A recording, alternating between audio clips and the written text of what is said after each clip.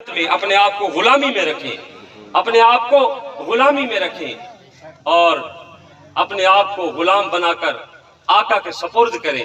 تو میں بتا رہا ہوں کہ احترام مصطفیٰ کیا ہے۔ ہم یہ سب کچھ کر کے بڑے فخر مند ہوتے ہیں، مگر وہ دربار رسالت ایسا دربار رسالت ہے جہاں چند سال پہلے لوگوں نے سیاست کے حوالے سے بے حرمتی کی ہے دربار رسالت صلی اللہ علیہ وسلم میں۔ آج انجام آپ کے سامنے آ رہا ہے، لیکن وہ ایسا مقام ہے جہاں اونچا بولنے کی بھی کسی کو اجازت نہیں، کسی کو آواز اونچی کرنے کی بھی اجازت نہیں ہے۔ اور ہم میں سے بہت سارے لوگ ہیں، جب ہم بار بار جاتے ہیں، بلکہ پہلی دفعہ بھی جاتے ہیں نا، تو پہلی دفعہ بڑے روتے ہیں، تڑپتے ہیں، نعتیں گنگناتے ہیں، تسبیحات کرتے ہیں، لیکن جیسے جیسے ٹائم گزر جاتا ہے پھر اس کے بعد ہم یوز ٹو ہو جاتے ہیں، بس کہتے ہیں مدینے والا ہمارا ہے، ہم مدینے والے کے ہیں، مدینے والے کی نظر شفقت ہم پر ہے، یعنی احترام میں کمی آنا شروع ہو جاتی ہے۔ لیکن جس دربار کی میں بات کر رہا ہوں، جس رحمت للعالمین ہستی کی میں بات کر رہا ہوں، جس کی غلامی کے ہم دعوے دار ہیں، اس کے دربار رسالت میں سیدنا جبرائیل امین بھی جب آتے تھے تو ہاتھ جوڑ کر آتے تھے۔ دربار رسالت میں بھی حضور کی خدمت میں بھی جب پیش ہوتے تھے تو اجازت لے کر پیش ہوتے تھے، اور اجازت لے کر آقا کے ساتھ گفت و شنید فرماتے تھے، اجازت لے کر اللہ پاک کی شان صفات اور اللہ کے فرامین آپ تک پہنچاتے تھے۔ تو دربار رسالت کا مقام، مدینہ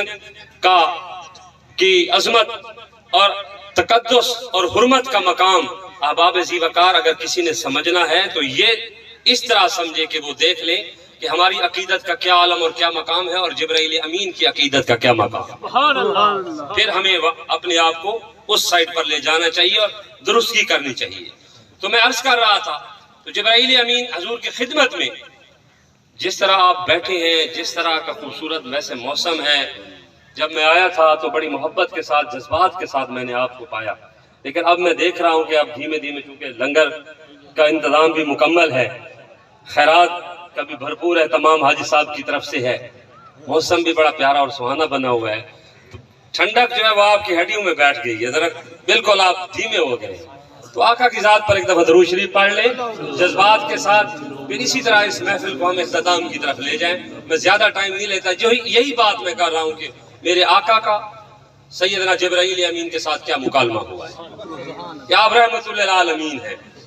تو عرض خدمت کرتے ہیں، یا رسول اللہ قرآن پاک میں پڑھتا ہوں،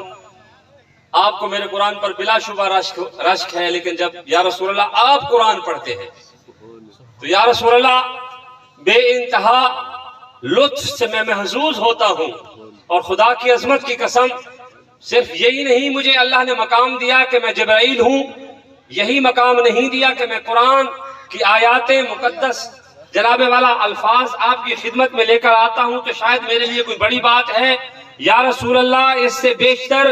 1,24,000 پیغمبر آپ کے جد امجد سیدنا آدم علیہ السلام سے لے کر حضرت نوح نجی اللہ ہوں، موسیٰ کلیم اللہ ہوں، عیسیٰ ذبیح اللہ ہوں، سب کے درباروں میں مجھے آنے کا شرف حاصل ہوا ہے، مگر جو لذت اور جو عزت اور مقام آپ کے دربار کو اللہ نے عطا کیا ہے کسی نبوت کو عطا نہیں کیا۔ شان عظمت مصطفیٰ تاجدار ختم نبوت۔ تورات ہو یا زبور ہو، انجیل ہو یا آسمانی صحیفے ہوں، یا رسول اللہ اللہ کی عظمت کی قسم سب معتبر، مکرم، قابل احترام ہے اور مقدس ہے، مگر قرآن کا اپنا ہی لطف ہے، اور اسی لیے تو ہے قرآن کا لطف یہی سمجھ لیں کہ میرے آقا نے فرمایا ہے پورا قرآن ایک سائڈ پر رکھ لیں، جبرائیل ذرا عظمت قرآن تو بتاؤ۔ عرض کرتے ہیں رمضان کا مہینہ ہے، یا رسول اللہ اس سے بڑی بات اور کیا کہہ سکتا ہوں کہ آپ اعلیٰ و عرفہ شانوں والے، آپ پر بھیجا گیا کلام اعلیٰ و عرفہ اور شانوں والا، یا رسول اللہ یہ 30 سپاروں والی کتاب لوگوں کو مشکل لگتی ہے، مگر میرے اللہ کا یہ فرمان ہے کہ جبرائیل میرے نبی کی خدمت اقدس میں اپنے غلاموں کے لیے یہ تحفہ پیش کر دیجئے کہ سورۃ اخلاص کو 3 مرتبہ پڑھنے والے کو بھی میں رب قرآن پورے قرآن کا سب اجر عطا فرماتا ہوں۔ تو عرض کرتے ہیں یا رسول اللہ ایسا تورات زبور انجیل کے لیے اللہ نے ایسا مقام مقرر نہیں فرمایا جو قرآن پاک کے لیے ہے. یہ اس لیے ہے کہ آپ اعلیٰ و عرفہ ہیں تو آپ کے لیے بھیجا گیا کلام بھی اعلیٰ و عرفہ ہے. اور پھر بات یہی نہیں ہے یا رسول اللہ آپ کا ذکر ہو، اس قرآن کا ذکر ہو، میں کیسے بھول سکتا ہوں اس امت کو جس کا ذکر آپ کی زبان پہ ہوتا ہے، جس کا ذکر آپ کے سجدوں میں ہوتا ہے، جس کا ذکر آپ کی تسبیحات میں ہوتا ہے.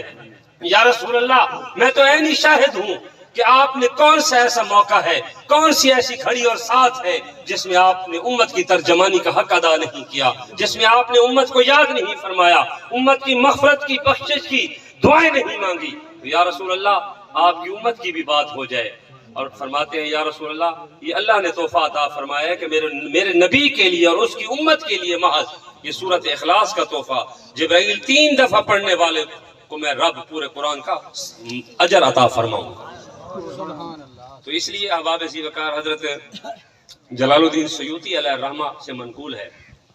آپ فرماتے ہیں کہ آپ جتنی تلاوت کر سکتے ہیں، جتنی کر سکتے ہیں آپ قرآن پاک کی تلاوت کریں. بہر صورت آپ ٹھیک ہے پڑھ لیتے ہیں، نہیں پڑھ سکتے، لیکن رات کو سونے سے پہلے نماز عشاء پڑھنے کے بعد فرماتے ہیں کہ سورۃ اخلاص کو 3 مرتبہ الحمد کے ساتھ پڑھ کر اگر اپنے مرحومین مغفورین کے لیے اللہ کی بارگاہ میں دعا مانگی جائے تو وہ شرف قبولیت کے مقام پر ہے.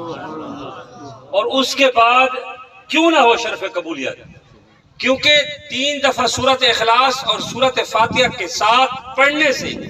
اللہ تبارک و تعالی اور اس کے بندے کے درمیان